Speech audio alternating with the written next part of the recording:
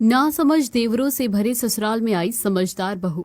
सुबह सुबह ऑफिस जाने के लिए तैयार विनय अपने पापा नरेंद्र के साथ डाइनिंग हॉल में बैठा बटर टोस्ट का नाश्ता कर रहा था। तभी कॉलेज जाने के लिए तैयार उसके छोटे भाई निखिल, आकाश, राहुल, विनी, अर्जुन और दीपक किचन से sprouts, boiled eggs, banana shake, upma, pizza और बर्गर लिए वहां आते हैं। और भैया आप ये कैसे नाश्ता कर रहे हो? देखो नाश्ता ऐसे नहीं किया जाता। निखिल हवा में चना उछालता है और खाने की कोशिश करता है, लेकिन चना जमीन पर गिर जाता है। तू हट, तुझे भी नहीं आता, देख कैसे खाया जाता है। आकाश राहुल के मुंह में निशाना लगाकर चना फेंकता है, लेकिन उसका निशाना भी चूक जाता है। अरे तुम्हें कुछ नहीं आता, हटो अब मैं दिखाता हूँ। विनी अर्जुन के मुंह में पिज्जा स्लाइस फेंक कर मारता है और अर्जुन दीपक के ऊपर बनाना शेक उड़ेल देता है। देखते ही देखते फूड फाइट शुरू हो जाती है और उन सब के कपड़े खराब हो जाते हैं। पूरा नाश्ता फर्श में और फैल जाता है। अरे ये तुम क्या कर रहे हो? तुम्हारे कपड़े गंदे हो गए और पूरा हॉल गंदा हो गया है। साफ तुम ही करोगे और तुम्हें कॉलेज भी जाना है। फूड फाइट के बीच उनकी पड़ोसन पुनिया वहां आती है। तभी विनी राहुल के मुंह पर पिज्जा स्लाइस फेंकता है और राहुल नीचे झुक जाता है। वो पिज्जा स्लाइस सीधा पुनिया के मुंह पर जाकर लगता है। कुछ भी कहो, बच्चे पिज्जा बहुत अच्छा बनाते हैं। पुनिया के मुंह में पिज्जा स्लाइस देखकर नरेंद्र, बहन जी, अपने बच्चों की तरफ से मैं आपसे माफी मांगता हूँ। आप तो जानती ही हो कि मेरे बच्चे कितने नासमझ हैं। हाँ जानती हूँ, इसलिए तो मैं इनकी हरकतों का बुरा नहीं मानती। अरे बिन माँ के पले बड़े हैं तो इन्हें दुनियादारी का कुछ पता नहीं है। भाई साहब, अपने बड़े बेटे की शादी क्यों नहीं कर देते हो? बहू आएगी तो वो उन्हें समझाएगी। आपका बड़ा बेटा ही है अपने भाइयों से सबसे समझदार। मैंने नाश्ता कर लिया है, मैं जा रहा हूँ, ऑफिस के लिए देर हो रही है। सैंडविच खाता हुआ विनय वहां से उठकर ऑफिस के लिए निकल जाता है। देखा बहन जी, मेरा बड़ा बेटा शादी की बात सुनकर ऐसे भागता है जैसे उसका दिल निकालकर बेचने की बात चल रही हो। अरे आप उसे छोड़िए ना बहन जी, आप ये बताइए कि आप यहाँ किस काम से आई हो? पुनिया अपने साथ लाई हुई टिफिन खोलकर उसके अंदर रखे आलू के पराठे नरेंद्र को दिखाती है और आज मेरी बहू ने नाश्ते में आलू के पराठे बनाए हैं, वो वही लेकर आई हूँ, सोचा बच्चे खा लेंगे। अच्छा ठीक है। पराठे देकर पुनिया अपने घर चली जाती है और इधर ऑफिस से बंक मारकर विनय अपनी प्रेमिका मीरा से मिलने रेस्टोरेंट में पहुंच जाता है। वो दोनों टेबल पर बैठे कॉफी पीते हुए आपस में बातें कर रही थी। आखिर कब तक हम छुप छुप कर इस तरह मिलते रहेंगे? मुझे डर है कि अगर किसी दिन घर वालों को पता चल गया तो न जाने क्या होगा। तभी वहाँ वेटर नेहा आती है और कप केक टेबल पर रखती है। जब तुम दोनों को इतना ही डर है पकड़े जाने का तो शादी कर लो, दुनियादारी का डर ही खत्म। इतना बोलकर नेहा वहाँ से दूसरे टेबल पर चली जाती है। आइडिया तो बहुत अच्छा है, बताओ कब कर रहे हो शादी? मैं तुमसे शादी करना तो चाहता हूँ, लेकिन तुम्हें पता तो है कि मेरे 6 भाई हैं और पापा। हाँ जानती हूँ, तो इसमें बुराई क्या है? अरे तुम मेरे भाइयों के बारे में अच्छी तरह से जानती नहीं हो। तुम्हें जानकर मैंने अंदाजा लगा लिया है कि तुम्हारे भाई भी तुम्हारी तरह स्वीट, केयरिंग और मैच्योर होंगे। तुम जैसे सोच रही हो मेरे भाई वैसे बिल्कुल नहीं है। मुझे तुम्हारा कोई भी बहाना नहीं सुना, बताओ मुझसे शादी करोगे या नहीं? ठीक है, अगर तुम्हारी इच्छा यही है तो मैं भी तैयार हूँ। वो दोनों कुछ देर तक रेस्टोरेंट में क्वालिटी टाइम स्पेंड करते हैं और फिर अपने अपने घर लौट जाते हैं। विनय के पापा तो उसकी शादी करवाना ही चाहते थे। मीरा भी अपने घर वालों को मना लेती है। धूम धड़ाके से विनय बारात लेकर मीरा के घर पहुंचता है। मंडप में सभी रस्में हो जाने के बाद दूल्हा दुल्हन मीरा और विनय साथ फेरे ले रहे होते हैं और विनय के सभी भाई उन दोनों पर मस्ती भरे अंदाज में फूल बरसाते हैं। मेरे 6 देवर कितने क्यूट हैं, एकदम छोटे बच्चे जैसे। सोचती हुई मीरा विनय के साथ 7 फेरे लेती है और उसके साथ विदा होकर अपने ससुराल पहुंच जाती है, जहां पहले से ही उसके सभी घरवाले और पड़ोसने सीमा और पुनिया उसके गृह प्रवेश की तैयारी कर चुके थे। दहलीज पर विनय के साथ खड़ी मीरा से पुनिया दहलीज पर रखे चावल के कलश की तरफ इशारा करके, बहू ये कलश गिराकर गृह प्रवेश करो। भाभी जी, कलश गिराकर गृह प्रवेश क्यों करेंगी? अरे ना समझ, नई बहू पहली बार घर में कलश गिराकर ही गृह प्रवेश करती है। अच्छा। अरे तुम इस बेवकूफ को क्या दुनियादारी समझा रही हो? ये पड़ोस ने मेरे देवर के बारे में कैसी कैसी बातें कर रही हैं। मीरा सोच ही रही थी कि तभी उसका सबसे छोटा देवर दीपक उसके पास आता है और एक आर्टिफिशियल गुलाब उसकी तरफ बढ़ाता है। वेलकम होम भाभी जी, ये लो आपके लिए मेरी तरफ से ये गुलाब। मीरा दीपक से गुलाब ले लेती है। थैंक यू मेरे प्यारे देवर जी। अरे भाभी जी, आप सुंदर तो देखो, खुशबू कैसी है, अच्छी है या नहीं? मीरा जैसे ही फूल अपने चेहरे के पास ले आती है वैसे ही उसमें से पानी की धार निकलती है और उसके चेहरे पर पड़ती है और मीरा एकदम से चौंक जाती है। ये क्या था? मीरा के सभी देवर एक साथ जोर जोर से हंसने लगते हैं। अरे नालायक, ये कैसा मजाक है? कोई अपनी भाभी के साथ ऐसा मजाक करता है क्या? ये मेरा नहीं, आकाश का आइडिया था पापा। बहू, तुम अपने देवरों की हरकतों तो समझ ही गई होगी। तुम्हारे देवर कितने नासमझ हैं। तुम समझदार हो, अब तुम्हें ही इन्हें संभालना है। भाई साहब, जब आप अपने बेवकूफ बच्चों को समझदार नहीं बना पाए तो नई बहू से क्या उम्मीद करते हो? मुझे तो नहीं लगता कि आपके बेटे समझेंगे। वो तो पागल और बेवकूफ हैं। अरे तुम्हें क्या लेना देना है? नरेंद्र भाई साहब के बच्चे कैसे भी हो, तुम यहाँ बहू का गृह प्रवेश करवाने आई थी। अब करवा दिया ना तो अपने घर जाओ। हाँ हाँ, जा रही हूँ। तुनक कर सीमा वहां से चली जाती है। सीमा के जाने के बाद पूनिया मीरा के पास आती है और उसके दोनों हाथ पकड़कर, बहू, मैं अब जा रही हूँ। देख, तेरे देवर बेवकूफ और पागल नहीं, बस थोड़े ना समझ है। बिन माँ के बच्चे हैं ना, तो तुझे ही अभी नहीं समझना है और दुनियादारी के बारे में बताना है। मीरा को समझाकर पुनिया भी अपने घर चली जाती है। बहू, अब तुमने अपने नासमझ देवरों के बारे में जान ही लिया है, तो अब आराम कर लो। बाकी घर की सारी जिम्मेदारियां मैं तुम्हें कल समझा दूंगा। तब विनय मीरा को अपने कमरे में ले जाता है। कमरे में पहुंचते ही, तुमने मुझसे ये बात क्यों छुपाई? कौन सी बात? यही कि 6 भाई ना समझ, बेवकूफ या पागल जो भी हैं। देखो, मेरे भाई ना पागल है ना बेवकूफ है, वो बस नासमझ है। और मैंने तुम्हें बताने की कोशिश की थी, तुमने ही मेरी बात नहीं सुनी। मैं तो फंस गई हूँ। मैंने सोचा था कि मेरे सभी देवर समझदार होंगे, लेकिन ये तो ना समझ है। देखो, तुम ऐसा समझ लो कि तुम्हारे साथ छोटे बच्चे हैं, नासमझ है, और तुम्हें एक माँ की तरह उनकी देखभाल करनी है और उन्हें आज की दुनिया के हिसाब से ढालना है। और मुझे पूरा यकीन है तुम पर, तुम ये कर लोगी। तुम समझदार हो बहुत। ठीक है, लेकिन अगर नहीं कर पाई तो? तुम तो कोशिश करने से पहले ही हार मान रही हो। कोशिश करने से पहले कैसे पता चलेगा? ठीक है, तुम कहते हो तो तुम्हारी बात मान लेती हूँ। अब जल्दी से सो जाओ, कल सुबह से बहुत सारी जिम्मेदारी संभालनी है तुम्हें। मीरा लहंगा चेंज करके नाइट ड्रेस पहनकर सो जाती है और अगली सुबह उठकर नहा धोकर नई साड़ी पहने और सुहागन का श्रृंगार किए जैसे ही वो किचन में जाती है तो देखती है कि उसके सभी 6 देवर कॉलेज के लिए तैयार वहां पहले से ही मौजूद हैं और उन्होंने सैंडविच, फ्रेंच फ्राइज, समोसे, कचौड़ी, मंचूरियन और चाय बना ली है। अर्जुन जैसे ही मीरा को देखता है उसकी तरफ सैंडविच बढ़ा देता है और, भाभी जी, ये सैंडविच टेस्ट करके बताओ ना, अच्छा बना है या नहीं? अर्जुन के हाथ से सैंडविच लेकर जैसे ही मीरा उसे खाने वाली होती है, विनी उसका हाथ पकड़ लेता है और, अरे भाभी जी, सैंडविच ऐसे नहीं खाते। तो फिर कैसे खाते हैं देवर जी? मैं आपको खाने का सही तरीका बताता हूँ। जैसे ही आकाश मीरा के हाथ से सैंडविच लेता है वैसे ही वहां नरेंद्र पहुंच जाता है। अरे तुम यहाँ क्या कर रहे हो? चलो जाओ यहाँ से। तुम्हारी भाभी की पहली रसोई की रस्म है, आज सिर्फ वो हम सबके लिए कुछ स्पेशल बनाएगी। ठीक है, हम जा रहे हैं। भाभी जी, हम नाश्ता करने का सही तरीका आपको बाद में बताएंगे। मीरा के सभी देवर वहां से चले जाते हैं। बहू, तुम इन नासमझों की बातों पर ध्यान मत दो और अपनी पहली रसोई की रस्म अच्छे से करो। जो तुम्हें सही लगे वो बनाओ। ठीक है पापा जी। मीरा को समझाकर नरेंद्र वहां से चला जाता है। मीरा देखती है कि उसके देवरों ने पहले से ही सैंडविच, फ्रेंच फ्राइज, समोसे, कचौड़ी, मंचूरियन और चाय बना दी है। वैसे मेरे देवरों ने काफी कुछ बना दिया है, तो मैं सिर्फ मीठा ही बना देती हूँ। मीरा फटाफट खीर बनाती है और हॉल में बैठे अपने सभी देवरों, पति और ससुर को अपने देवरों के बनाए खाने के साथ सर्व करती है। मैंने सिर्फ खीर बनाई है, बाकी का सारा कुछ तो देवरों ने बना दिया था।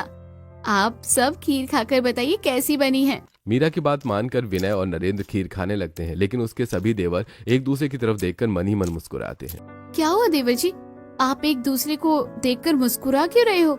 कोई जोक याद आ गया है क्या? नहीं भाभी जी, हमें जोक याद नहीं आया। हम ये सोच रहे थे कि हम में से कौन आपको नाश्ता करने का सही तरीका बताएगा। अच्छा, नाश्ता करने का सही तरीका क्या है, मुझे बताओ। मीरा के ऐसा बोलते ही वो सभी एक दूसरे के मुंह पर समोसे, कचौड़ी और मंचूरियन फेंककर मारने लगते हैं। इन सब में वो सभी फूड फाइट शुरू कर देते हैं। ये आप सब क्या कर रहे हो? भाभी जी, यही तो नाश्ता करने का सही तरीका है। फूड फाइट में उन सभी के कपड़े गंदे हो जाते हैं और खाना फर्श पर फैल जाता है। अरे रुक जाओ तुम सब, तुम्हारे कपड़े गंदे हो रहे हैं, फर्श पूरा गंदा हो गया है, ये साफ कौन करेगा? निखिल का अपने मुंह की तरफ फेंका हुआ समोसा मुंह से कैच करके विनी खाने लगता है और, भाभी जी, नाश्ता तो कर लेने दो, उसके बाद हम साफ कर देंगे। शांत। मीरा के चिल्लाने पर फूड फाइट रुक जाती है और उसके सभी देवर छोटे बच्चों की तरह मासूमियत से उसकी तरफ देखने लगते हैं। ये क्या, आप तो बिल्कुल छोटे बच्चों की तरह नाश्ता कर रहे हो और एक दूसरे के कपड़े भी खराब कर दिए। अब जाओ जल्दी से नहा कर आओ, तब तक मैं हॉल साफ कर देती हूँ।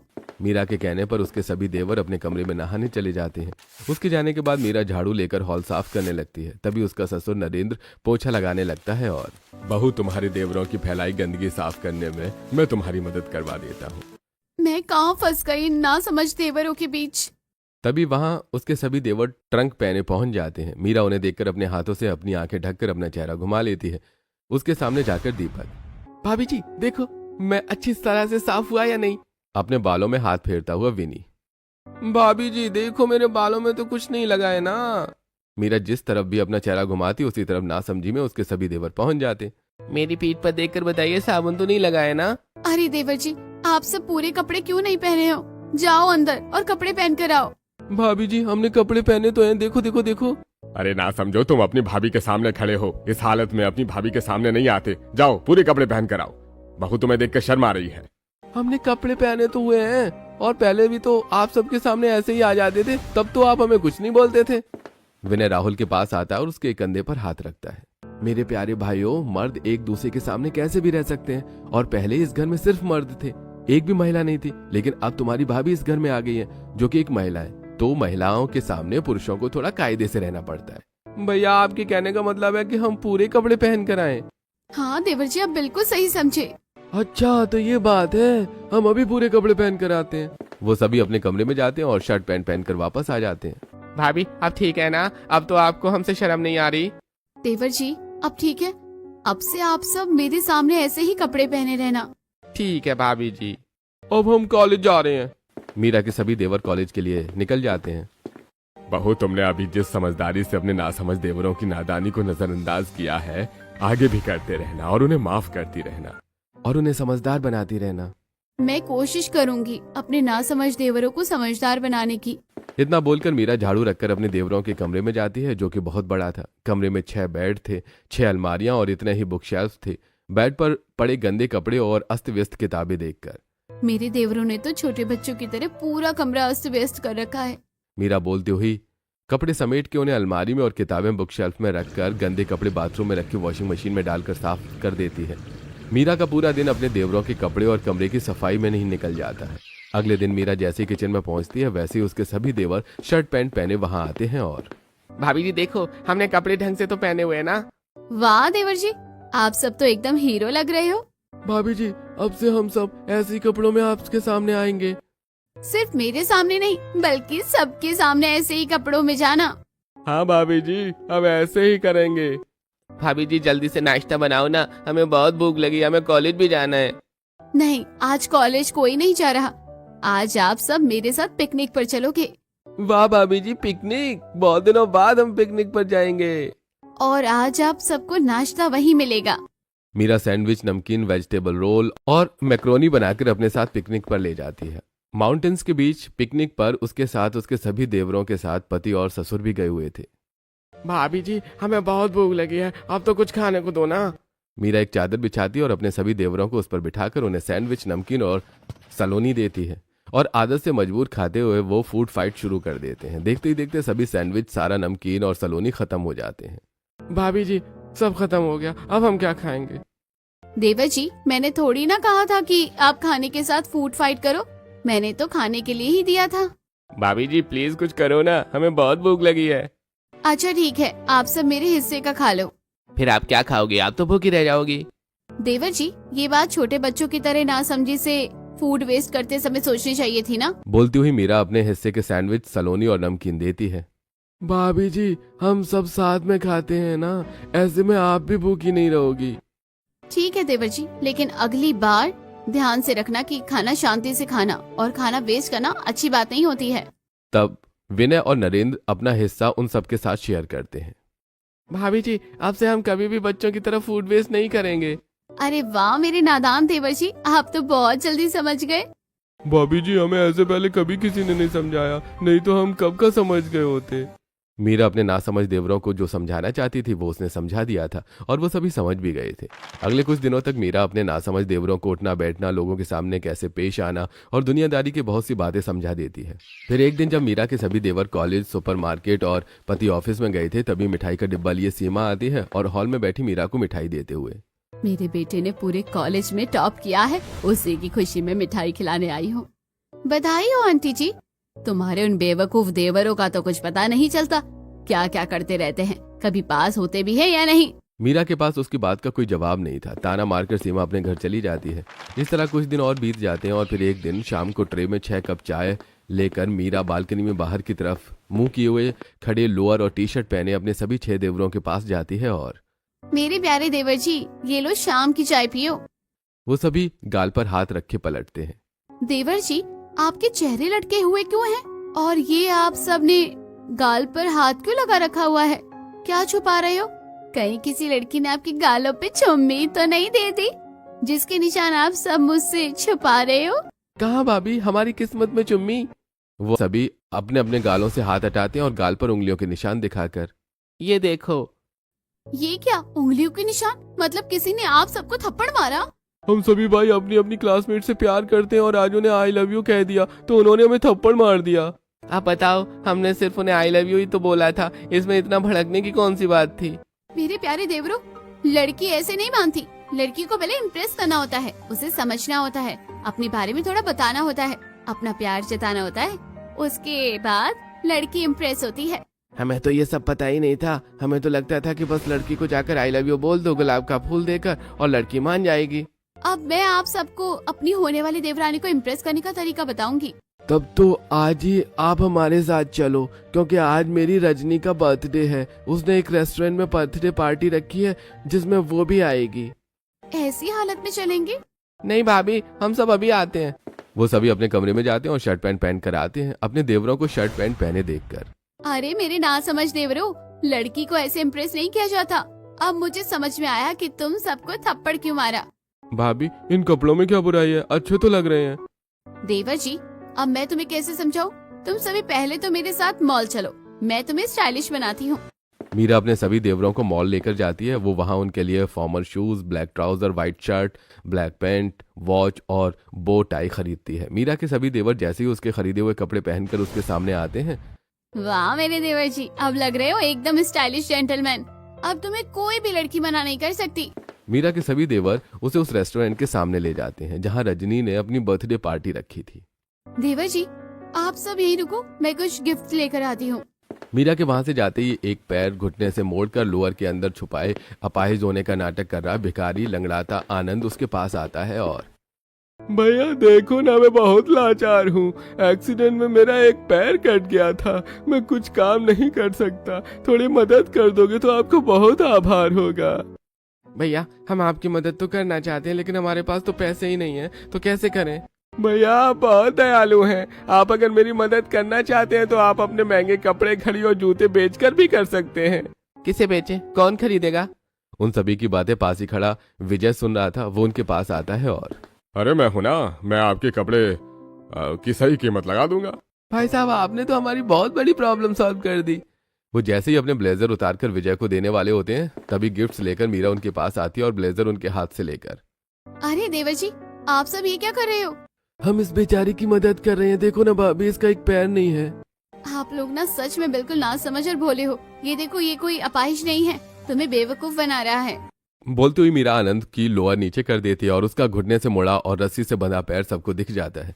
पोल खुलते ही आनंद और विजय भाग जाते हैं। देखो मेरे ना समझ देवरो, ये लोग ऐसे ही भोले भाले लोगों को बेवकूफ बनाते हैं और फिर जिन्हें सच में मदद की जरूरत होती है उनकी कोई मदद नहीं करता। अरे उसका भागना तो समझ में आया, क्योंकि वो हमें बेवकूफ बना रहा था, लेकिन वो दूसरा वाला क्यों भागा? क्योंकि वो उसका साथी था। वो दोनों मिलकर आप सबको बेवकूफ बना रहे थे। लेकिन अब मेरे होते हुए आपको कोई बेवकूफ नहीं बनाएगा। मीरा उन सभी को समझा ही रही थी कि तभी उसके देवरों की सभी प्रेमिकाएं कार से उतरकर रेस्टोरेंट के पास पहुंच जाती हैं। भाभी जी देखो, वो रही जिनसे हम प्यार करते हैं। ठीक है, आप सभी यहीं रुको, मैं आती हूँ उनसे बात करके। मीरा अपने देवरों को वहीं रुकने का बोलकर रजनी, पायल, रूपा, मालती, प्रियंका और आरती के पास जाती है, कुछ दूर खड़े अपने देवरों की तरफ इशारा करके।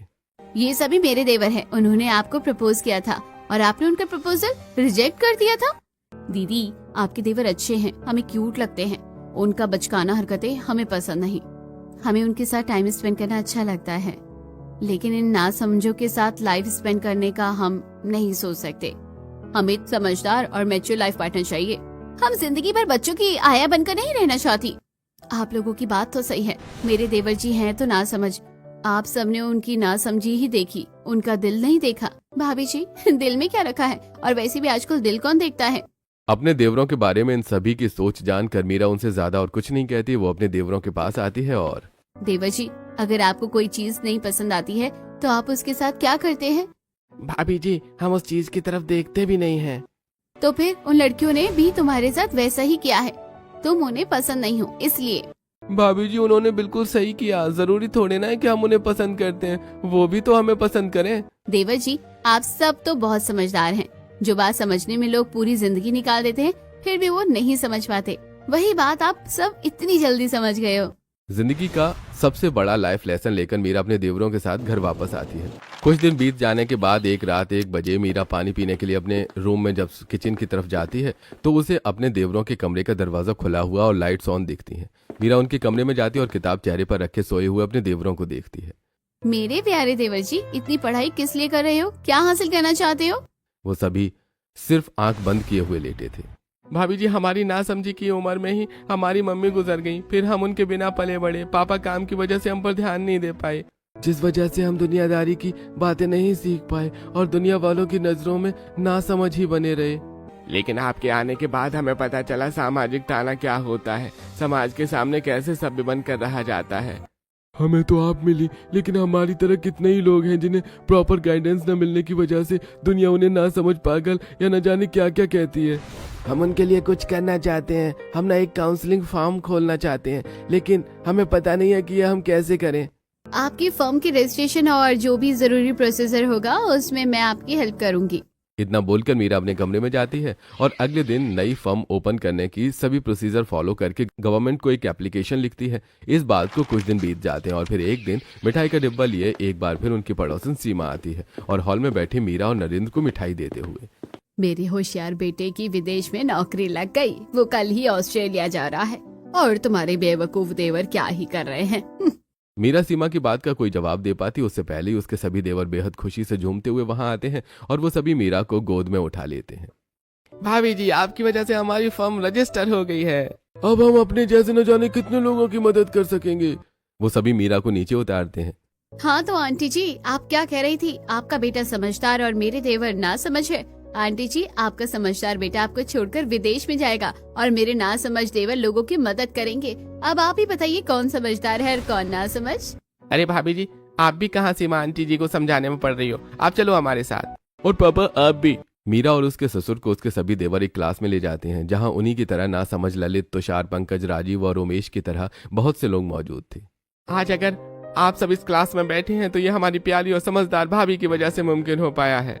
जब पूरी दुनिया ने हमारी नासमझी और नादानी को पागलपन और बेवकूफी कहकर हमारा मजाक उड़ाया, तब हमारी भाभी ने हमारी नासमझी को समझकर हमें समझदार बनाया। और अब आप सभी कुछ ही दिनों में दुनिया के साथ कदम से कदम मिलाकर चल सकोगे। अरे मेरी समझदार बहू ने मेरे नासमझ बेटों को समझदार बना दिया।